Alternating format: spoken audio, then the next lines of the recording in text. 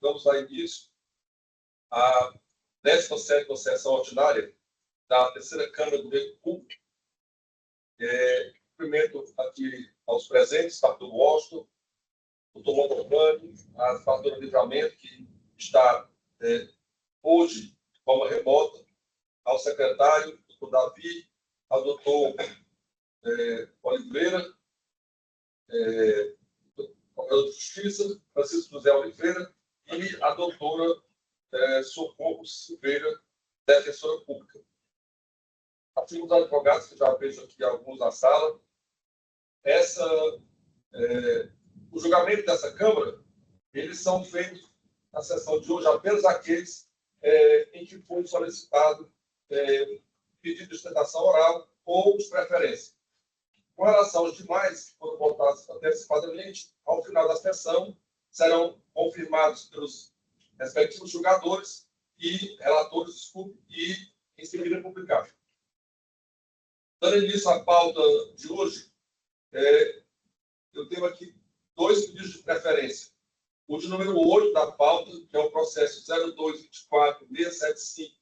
0224-675-32-2022, é o embargo, declaração em apelação e remessa necessária, embargante Chefec Brasil, importação e exportação, comércio de produtos diagnósticos, limitado em outros, embargado do Estado do Ceará, da minha relatoria, proclama o resultado, embargo, declaração, conhecidos e providos, sem efeitos inteligentes. O seguinte, número 47, igualmente, é o processo de preferência, apenas o pedido de preferência. É o processo 47 da pauta, de número 0627-122-57-2024, embargo, declaração e agravo de instrumento, embargante Jefferson Gomes de Almeida e embargado no município de Guaramiranga, da relatoria do Dr. Montalvani Colares Cavalcante, e proclama o resultado, embargo, declaração, conhecidos e providos, sem efeitos infringentes.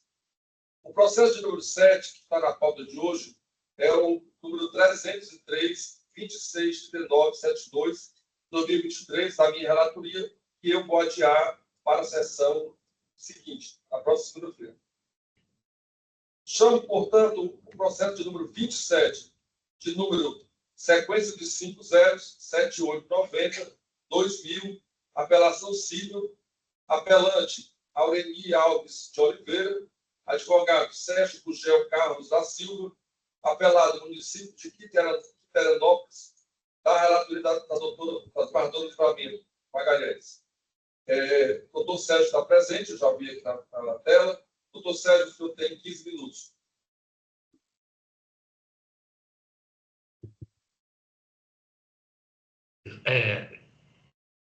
Excelência, na realidade eu estou aguardando o julgamento de um agravo de instrumento contra o município, ou contra o estado do Ceará. Esse não pedi sustentação, não, esse de Quiteranópolis. Esse aqui, 27, o senhor não solicitou. Ok, então eu vou proclamar o resultado. Recurso não conhecido. Chamo o processo número 12, de número 311-8961-2024, apelação civil, apelante Giovanni Coelho de Andrade, advogado Miguel Cândido da Silva Neto, apelado do município do Crato, a relatoria da desembargadora Maria do Livramento Alves Magalhães. O doutor Miguel Cândido está na sala? Estou sim, excelência. Não, Vossa Excelência tem 15 minutos. Sua câmera está virada. Virada, né?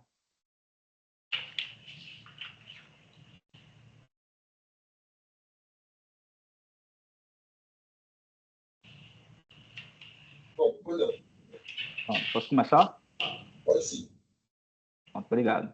Queria cumprimentar essa Igreja Câmara de Direito Público, na pessoa do seu presidente.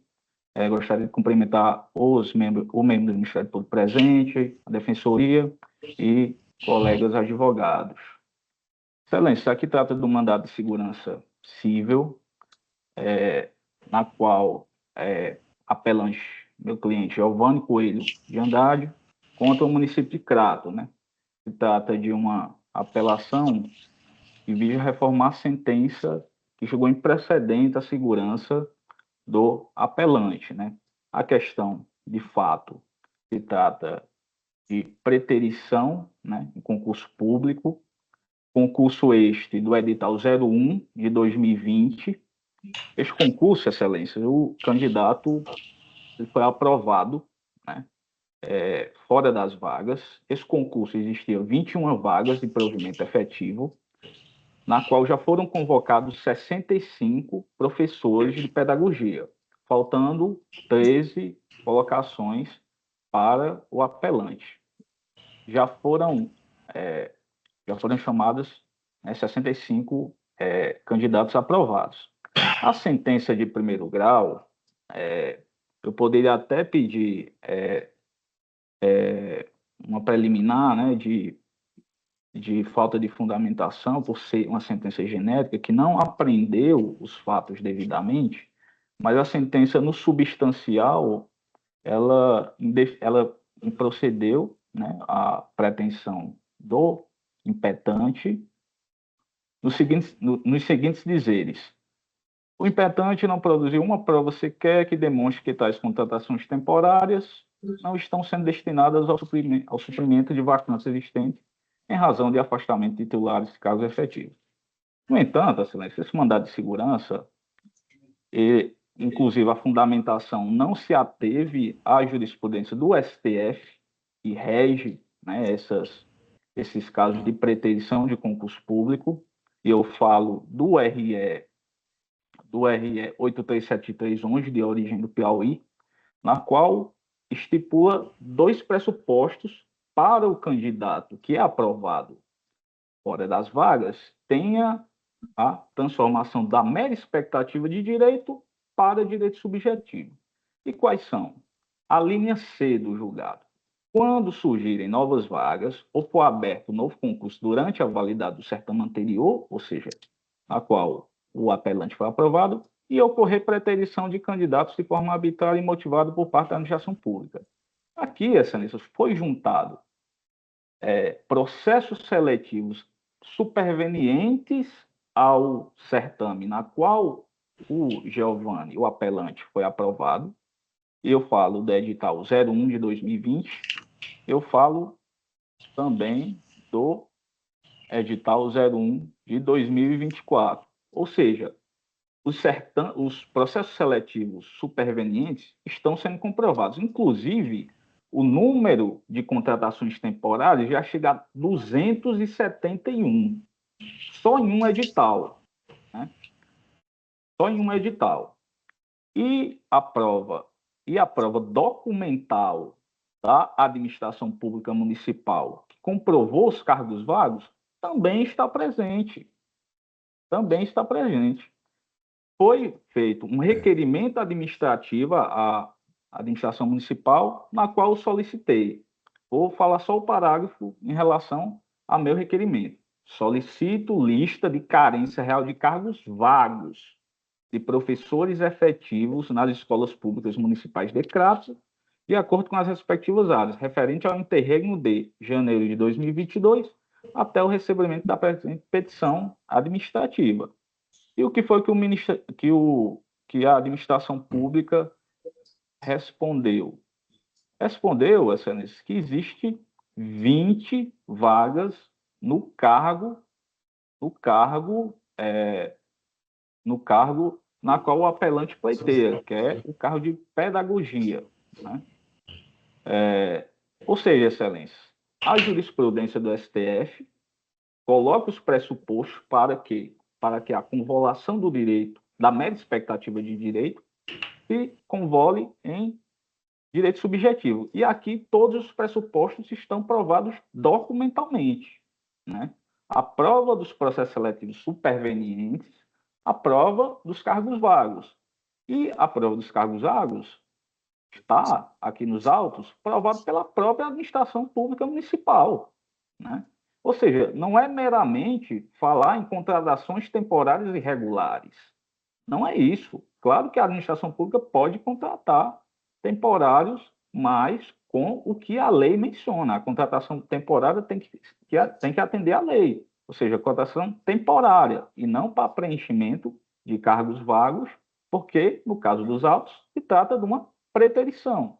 É o que aduz o RE 8373 11, originado do Piauí, tanto quanto a jurisprudência do STJ. E, nesse sentido, Excelência, estando aqui a documentação documental aferida de plano, como demanda o mandado de segurança, né, na qual há uma cognição muito restrita, estando aqui as provas documentais atinentes à pretensão do impetente, pede-se a reforma da sentença e conceda a segurança, né, determinando a imediata nomeação e posse de exercício do apelante. Então, são essas as razões que aqui exponho, né, e agradeço a todos. Obrigado, doutor Miguel. Eu passo a palavra à desembargadora Maria do Livramento Alves Magalhães. Colegas, adiantando, eu digo que o recurso foi conhecido e foi desprovido. Eu não encontrei a preterição falada no mandado de segurança. O caso de exame é recurso de apelação interposto contra sentença que denegou a segurança pleiteada no mandamus, o qual visa o reconhecimento do direito líquido e certo à nomeação e posse em concurso público em razão da arguida preterição arbitrária e imotivada. Questão em discussão consiste em verificar se a contratação temporária de servidores pela administração pública municipal caracterizou preterição de candidatos aprovados em concurso público fora do número de vagas, de modo a justificar o direito líquido e certo à nomeação do impetrante. Razões de decidir.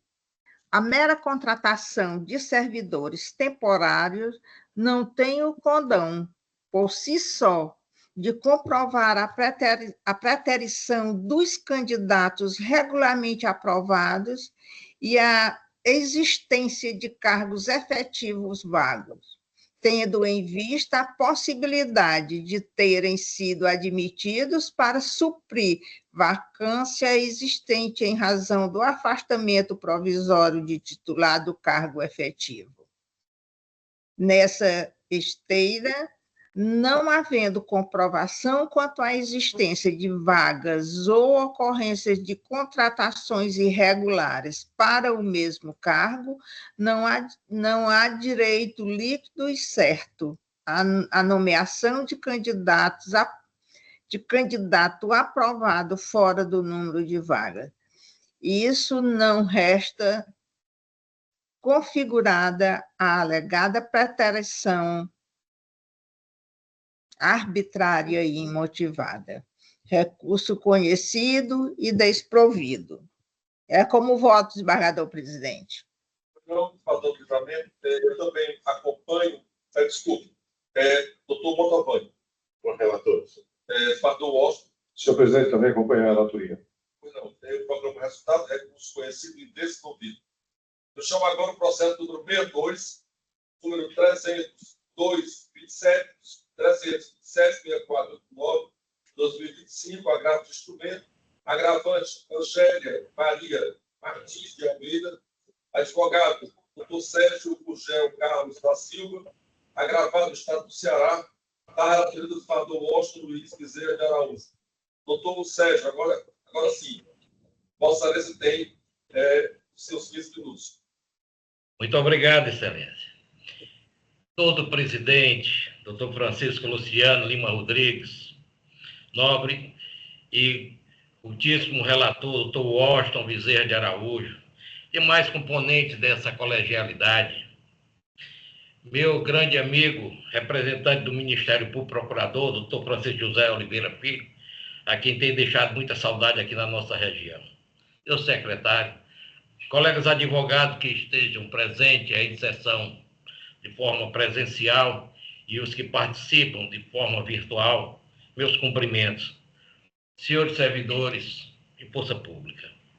Excelências, está sendo submetida à apreciação dessa casa, dessa turma do tribunal, uma questão suscitada na fase do cumprimento de sentença de um processo em que o Estado do Ceará foi condenado a fazer entrega de medicamentos e por recalcitrância, diversas recalcitrâncias, lhe foi aplicada então a multa por astreintes, inclusive na época de R$500, elevada para R$1.000. O processo foi julgado procedentemente, foi submetido à remessa necessária nessa corte. Lembro bem que foi o relator, o desembargador Abelmar Moraes, e houve uma reforma na decisão do juízo de primeiro grau.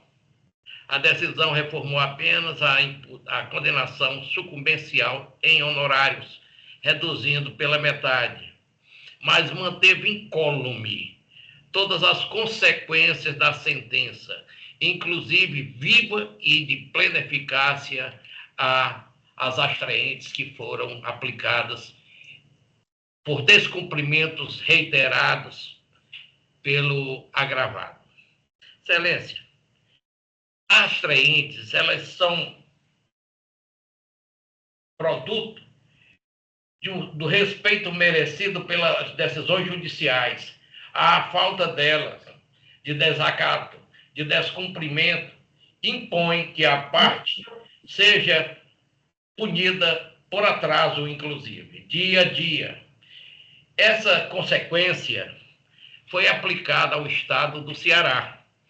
Lógico, em razão dos seus prepostos, seus funcionários, que descumpriram de forma reiterada a ordem judicial de entrega de medicamentos essenciais à sobrevivência da agravante.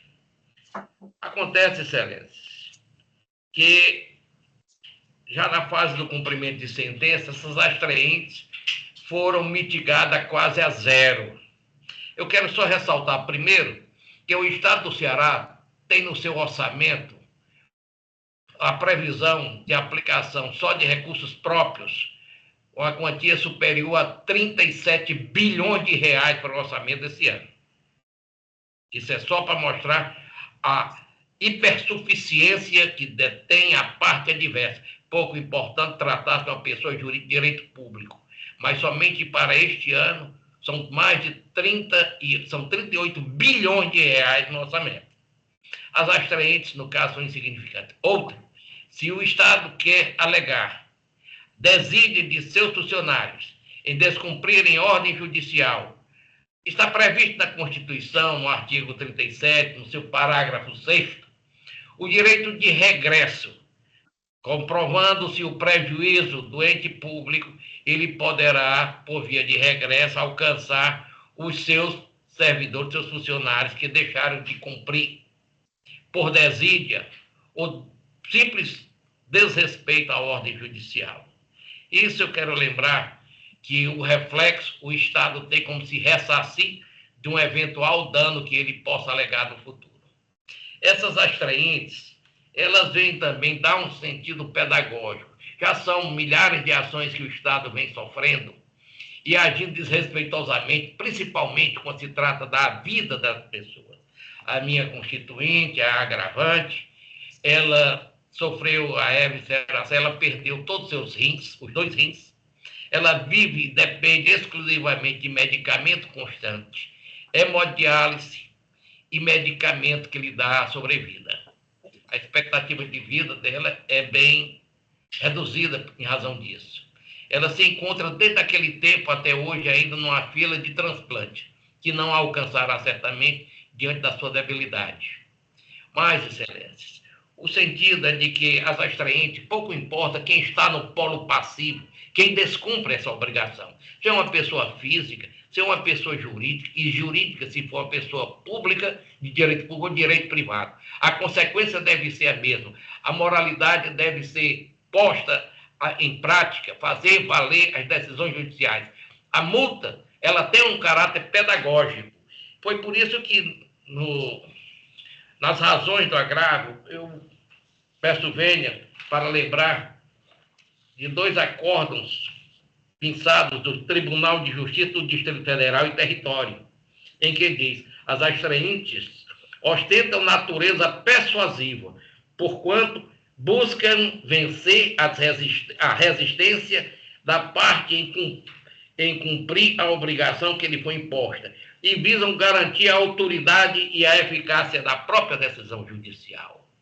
Se o Estado não quis cumprir através da sua preposição e ainda assim ele não será atingido no final com as astraentes, porque ele terá o direito de regresso, eu peço a vossas excelências que verifique a situação. A hipersuficiência do agravado, a hipossuficiência da agravante, das consequências à vida as consequências colocadas em perigo à vida da agravante. Tudo isso, e que o Estado não se dobrou no tempo oportuno, merecidamente lhe são dado merecidamente lhe é dada essa punição das astraentes. Ora, excelência, não se pode entender que já na fase do cumprimento de sentença, porque o Estado agravado poderia, ao tempo da apelação, da remessa necessária, ter apelado voluntariamente para reformá-la, reduzi-la ou mesmo extingui-la. Não fez. A decisão dessa corte em manter as astraentes, foi justa, reta, e não sofreu nenhum reproche através de um recurso especial. Então, não é mais oportuno que venha agora o Estado alegar que as astraentes podem ou não, ou podem e devem ser retiradas. E mais, eles ainda pretendem que se faça por completo. Ora, nós temos que entender que o ordenamento jurídico precisa ser preservado. A dignidade da decisão judicial deve prevalecer e prevalecer sempre, pouco importando o tempo que deixou de descumprir. Porque as astraentes foram lançadas por uma questão de tempo, dias agora. Então, se verificar direitinho, o quantitativo não importa. O que importa é a necessidade de que a reprovação merecida do Estado seja realmente eficiente.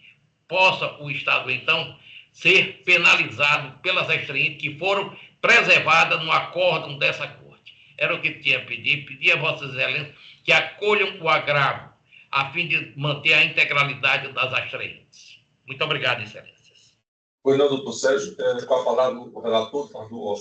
Obrigado, senhor presidente. Cumprimento Vossa Excelência, cumprimento a embargadora Livramento, doutor Mantovani, doutor Davi, doutora Socorro, defensora pública, doutor José Filho, promotor de justiça, e o doutor Sérgio Gugel Carlos da Silva, líder de um clã de notáveis advogados da região do Cariri. Ele, salvo engano, é fortalezense, formado aqui na UFC, mas que radicou-se, deitou raízes no Cariri e hoje lidera um clã que se destaca na advocacia. O doutor Sérgio é uma verdadeira instituição da advocacia na região do Cariri. E ele está aqui no seu papel de defender os interesses de sua constituinte, mas ele, infelizmente, não tem razão. As astraentes chegaram a um montante que realmente é exorbitante. São 5.906.357 reais e 99 centavos. É um valor que, para os nossos padrões do Brasil, em especial aqui aliás, 50 milhões. 50 milhões. É um prêmio de loteria, deixa qualquer um rico em qualquer lugar do mundo. Tá? Então, não é esse, a função das astraentes não é essa, de enriquecer uma das partes. 5 milhões, no meu registro, 5.906.000. Né? Mesmo assim, é um valor que está mais de mais de $1 milhão. Então, é de deixar qualquer um milionário em qualquer lugar do mundo. Não é esse o papel das frentes. O juiz da Dona Vara da Fazenda Pública reduziu esse valor para R$30 mil, que eu acho razoabilíssimo. E o meu voto, senhor presidente, é pela manutenção da decisão de primeiro grau. É como voto. Então, eu também acompanho Vossa Excelência e colho o voto da Desembargadora do Livramento. Presidente, eu confirmo o meu voto provisório acompanhando a relatoria. Pois não, muito obrigado. E eu proclamo o resultado. Recurso conhecido e indesprovido. Chamo o processo número 87. Também já agradeço por ter permitido participar da sessão e peço licença para me retirar. Pois não. Pois não. Abraço. Abraço, professor. 87, que é o processo número 00024-1467-2000. Apelação civil, apelante Maria Elza Silva, advogado Dr. Joatan Bonfim Lacerda, apelado do município de Teresópolis, da relatoria da Desembargadora Maria do Livramento. Doutor Joatan, está presente? Sim. Mas a sua preferência, desculpe, sua preferência, eu vou proclamar o resultado. Recurso conhecido e provido. Eu chamo agora o processo número 88 da pauta, que é o processo com a consequência de 4 zeros, 16878-2012, apelação civil, apelante Maria de Oliveira Alves, advogado Dr. Joatan Bonfim Lacerda e apelado município de Teresópolis, da relatoria do senador Washington Luiz Bezerra de Araújo. Doutor Joatan, o senhor está presente. O recurso é favorável à sua cliente. O senhor dispensa a sustentação? Sim. Pois não. Então, eu proclamo o resultado. Recurso conhecido e provido. Chamo o processo de número 27. É o processo do consequência de 5 zeros, 7890-2000, operação civil, apelante Aureli Alves de Oliveira, advogado Joatan Bonfim Lacerda, apelado do município de Teresópolis, relatoria para a Dona Maria do Livramento Alves Magalhães. Doutor Joatan, o senhor vai sustentar esse processo 27? O senhor tem 15 minutos. Esse que não, esse é novo. Esse é novo. Doutor Joatan, o senhor vai fazer a sustentação?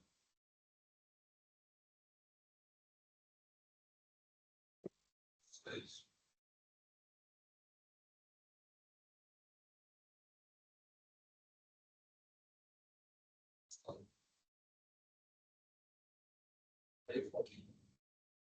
Aí o recurso, vou programar o resultado, o advogado não está na sala, recurso não conhecido. Processo número 25 da pauta é o processo 0224-605-83-2020, apelação civil, apelante Claro S.A., advogada Ana Laura de Paula Lana Souza, apelado, Estado do Ceará, da relatoria do senador Washington Luiz Bezerra de Araújo. Doutora Ana Laura, está presente? Sim, desembargador. Pois não, a senhora tem 15 minutos. Perfeito. Bom, primeiro, boa tarde a todos, é um prazer estar aqui. Como antecipada, eu sou procuradora da empresa Claro, nos autos da apelação civil que foi interposta pela empresa em face da sentença de primeira instância que decidiu pelo julgamento parcialmente procedente dos embargos à execução fiscal de origem para afastar exclusivamente o ICMS relativo ao serviço de download, mantendo, então, a exigência do tributo com relação a descontos cuja natureza é manifestamente incondicionado e também com relação a serviços que são manifestamente serviços de valor adicionado, que é a teor do artigo 61 da Lei Geral de Telecomunicações e também da própria jurisprudência consolidada do STJ sobre o tema, que é o tema 427, não atrai incidência do imposto. Nesse sentido, então, a despeito da parcial procedência, a gente pugna pela reforma parcial da sentença, para que seja afastada a integralidade do ICMS em questão. Isso porque, preliminarmente, nós trazemos a nulidade da CDA. A nulidade, a princípio, ela incluiu no título executivo sócios e representantes legais da empresa que não participaram do processo administrativo, e, em razão disso, ela é deficiente de certeza e liquidez nos termos do artigo 142, 201 e 202.3 do CTN. Nesse ponto, a sentença ela entendeu que a apelante ela não poderia defender direito alheio, e que, por isso, não seria possível aduzir a nulidade da CDA. No entanto, é justamente pela ausência de certeza e liquidez do título executivo que é executado contra a Claro que a empresa ela está aventando essa nulidade e, sucessivamente, caso esse tribunal não entenda pelo acolhimento da preliminar, que seja, então, ao menos em conformidade com o artigo 203 do CTN, determinada a exclusão dos sujeitos que foram indevidamente incluídos no título executivo. Essa é a primeira preliminar. A segunda preliminar, ela é mais evidente ainda, ela diz respeito à deficiência da fundamentação da CDA. Isso porque, pela simples leitura da CDA, é possível perceber que o único dispositivo que fundamenta a exigência, ele diz respeito ao artigo 123, inciso 1, a linha C, da Lei 12.670, de 1996, que trata exclusivamente acerca das penalidades que podem ser aplicadas em face de infração relativa à legislação do ICMS. Ou seja, não há um fundamento legal a corroborar o título executivo que está sendo executado. Então, nesse ponto, a sentença de primeira instância, ela entendeu que maiores detalhes da autuação, ela poderia ter sido identificada por meio do processo administrativo, ou seja, que a própria origem e a natureza do crédito poderia ter sido buscada pelo contribuinte no PTA. No entanto, isso ele viola frontalmente, mais uma vez, o artigo 202, inciso 3 e parágrafo 1º e parágrafo único do CTN, além do artigo 203 do CTN. Essas seriam as preliminares aventadas e, a caso superadas, no mérito, como adiantado, o mérito ele se dá em dois momentos, né? O primeiro deles diz respeito aos descontos incondicionados. Isso porque, como você disse, é súmula do STJ, o desconto incondicionado, ele não pode ser incluído na base de cálculo do imposto, isso é notório e consolidado. No entanto, ainda em conformidade com a jurisprudência do STJ, que trata acerca da natureza do desconto condicionado, quando houver um requisito pré-existente à ocorrência do fato gerador, ou ainda quando o desconto ele for vislumbrado na nota fiscal, apesar disso, e também de solução de consulta da Receita e instruções normativas da Receita que vão trazer justamente essa necessidade da natureza incondicionada do desconto, ela ser verificada a partir do momento em que o desconto ele é observado na nota fiscal, a sentença de primeira instância, ela rechaçou essa defesa, entendendo, então, pela condicionalidade do desconto.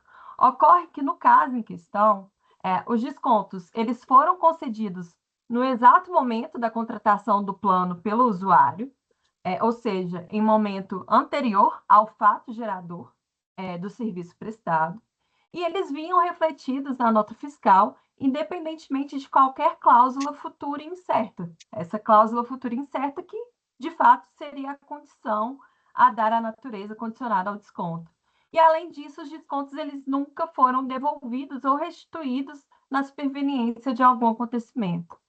Nesse ponto, nós trouxemos aos autos notas fiscais que demonstram que os descontos eles foram efetivamente concedidos no momento da contratação e, portanto, eles vinham refletidos nessas notas fiscais mensais.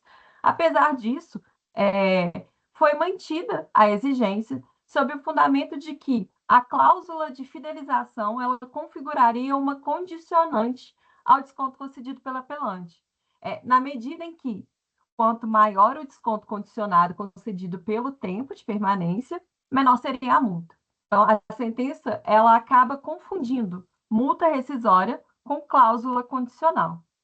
Isso, nós tentamos trazer esclarecimentos no sentido de que, ao se prever um período de vinculação mínima, é criado na prestadora de serviço uma legitimidade, uma expectativa legítima de que ela vai oferir aquela renda naquele período determinado.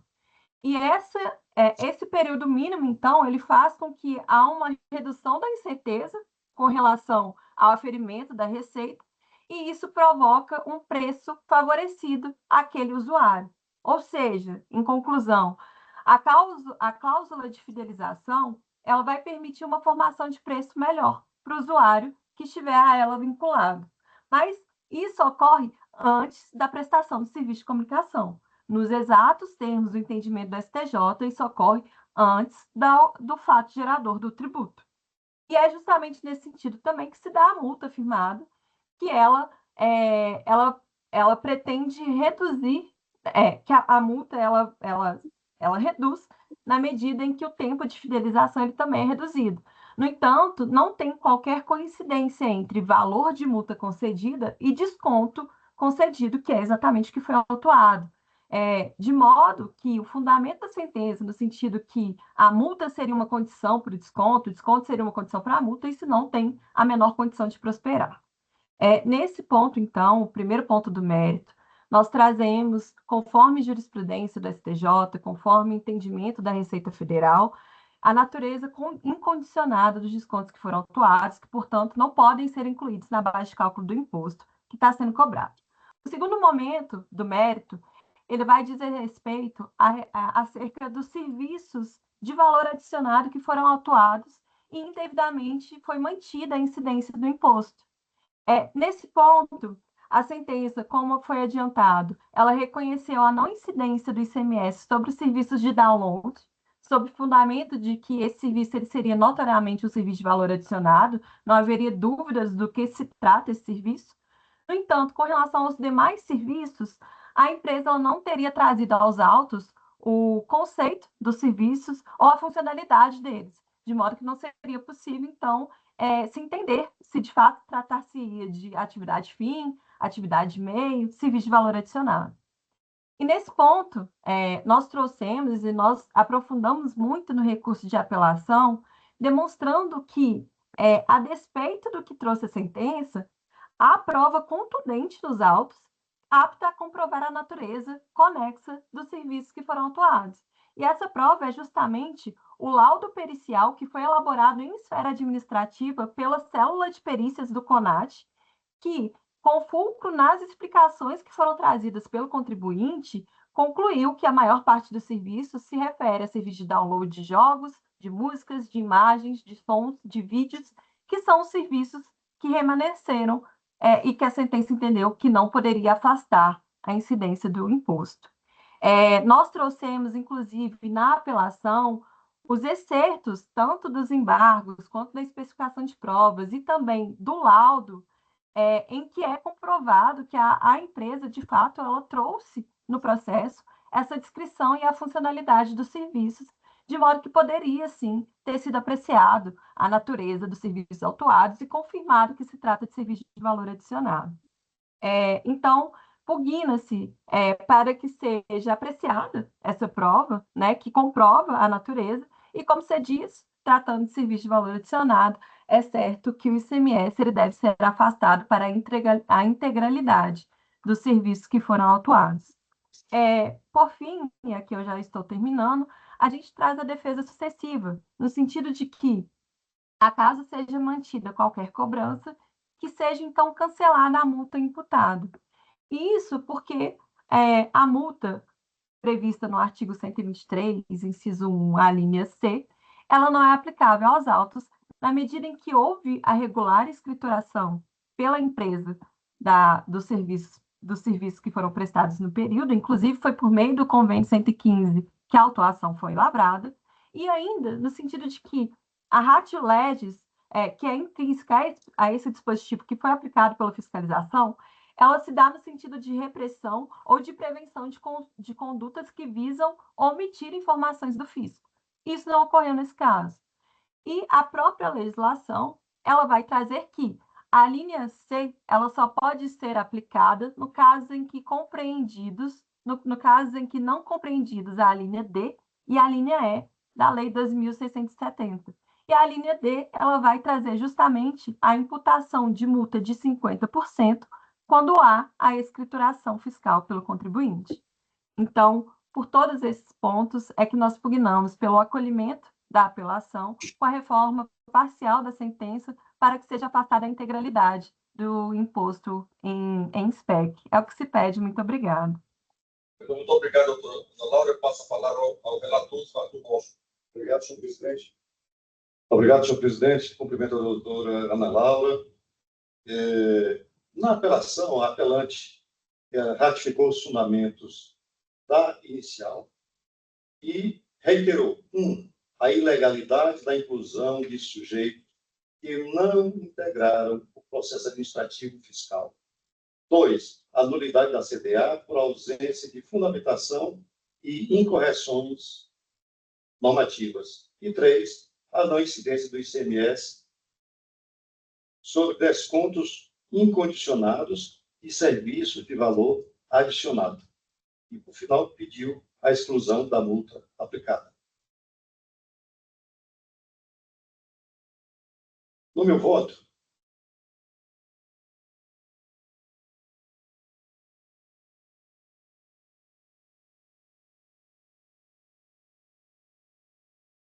eu identifico as questões em discussão,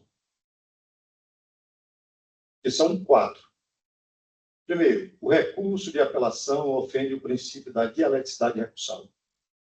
2. A pessoa jurídica possui legitimidade para discutir a inclusão de corresponsáveis na CDA e se meras irregularidades formais na CDA a tornam nula. 3. O ICMS incide sobre descontos condicionados e serviços de valor adicionado, o SVA. E 4. A multa tributária aplicada é proporcional e adequada. As razões de decidir. Preliminarmente, a preliminar de não conhecimento do recurso por ofensa à dialeticidade recursal é rejeitada, pois, apesar da reprodução de argumentos, a apelação confronta os fundamentos da sentença e a complexidade da matéria tributária e o interesse público justificam a análise do mérito. 4. A pessoa jurídica não possui legitimidade para pleitear, em nome próprio, direito alheio, como a discussão da inclusão de corresponsáveis na CDA. 5. A nulidade da CDA não é declarada por meras irregularidades formais que não causem prejuízos à defesa, em observância ao princípio da instrumentalidade das formas. 6. O ICMS incide sobre descontos condicionados atrelados a políticas de fidelização por integrarem a base de cálculo do tributo. Contudo, o ICMS não incide sobre serviços de valor adicionado, SVA, que não configura um serviço de telecomunicações de estrito senso, mas a ausência de prova cabal do contribuinte para desconstituir perícia administrativa prévia mantém a incidência. 7. A multa tributária deve ser proporcional e adequada à infração, distinguindo-se a falta de recolhimento da falta de escrituração. A manutenção da multa aplicada é devida ante a ausência de prova de escrituração correta das operações. Então, senhor presidente, meu voto é pelo conhecimento e desprovimento do apelo com a majoração dos honorários. Pois não, senhor relator, também acompanho Vossa Excelência e foi no voto das partes do livramento. Eu também acompanho a relatoria. Então, eu vou proclamar o resultado. Recurso conhecido e desprovido. Chamo o processo de número 44, de número 30.003.6898/2024, apelação civil e remessa necessária, apelante município de Mauriti, apelado Maria Jocelânia Ribeiro, advogado doutor José Wilson Pereira da Silva, da relatoria do doutor Montalvão Colares. Doutor José Wilson está presente?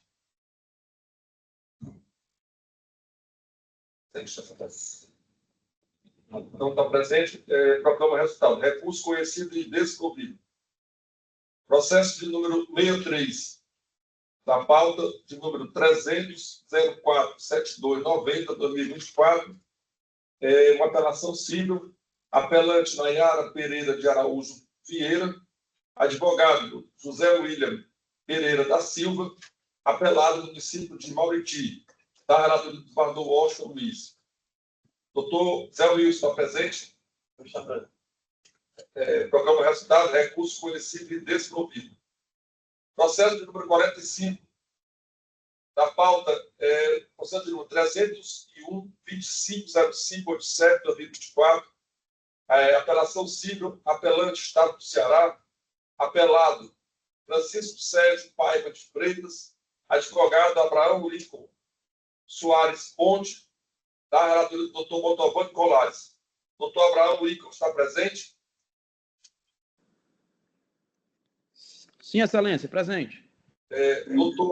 Doutor Abraão, o voto do relator é favorável ao interesse do seu constituinte. O senhor dispensa a sustentação? Dispenso, excelência. A melhor sustentação é a que não é feita, né? Dispenso. Pois não, eu vou proclamar o resultado. Recurso conhecido e desprovido.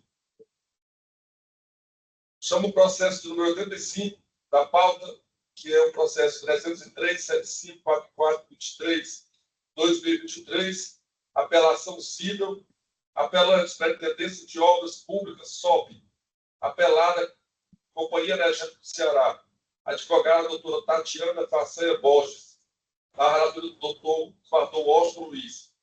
Doutora Tatiana, está presente? Boa tarde, excelência, me encontro presente.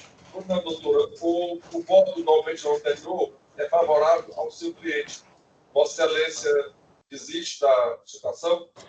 Dispensa, excelência. Muito obrigada e uma boa tarde a todos. Então, vou proclamar o resultado, recurso conhecido e desprovido. Em seguida, encerradas as citações, eu passo aos processos adiados do PJE. O processo de número 71 da pauta é o 0106-16395/2019. Apelação civil, Estado do Ceará, versus Elias Leite Fernandes e outros, da minha relatoria. E o processo número 90 da pauta, que é o processo de número 300.8386/2024, agravo de instrumento, agravante Marina de Iracema Parque, SA e município de Fortaleza, também da minha relatoria. Por isso, nós encerramos as votações e eu pergunto aos senhores, os senhores confirmam os votos anteriormente proferidos de forma preliminar. Governador Washington. Confirmo, senhor presidente. Governadora Livramento. Confirmo, presidente, todos os meus votos. Doutor Motovani. Confirmo, presidente. Eu também confirmo todos os votos. Eu havia me esquecido no início de perguntar se aprovam a ata da sessão passada. Aprovação. Pela aprovação, presidente. Algum dos senhores tem alguma nota, alguma coisa a falar? Então, eu agradeço a presença de todos e encerro a sessão. E boa semana para todos. 50 minutos. 49. Ok. Ok. Obrigado, presidente. Até logo.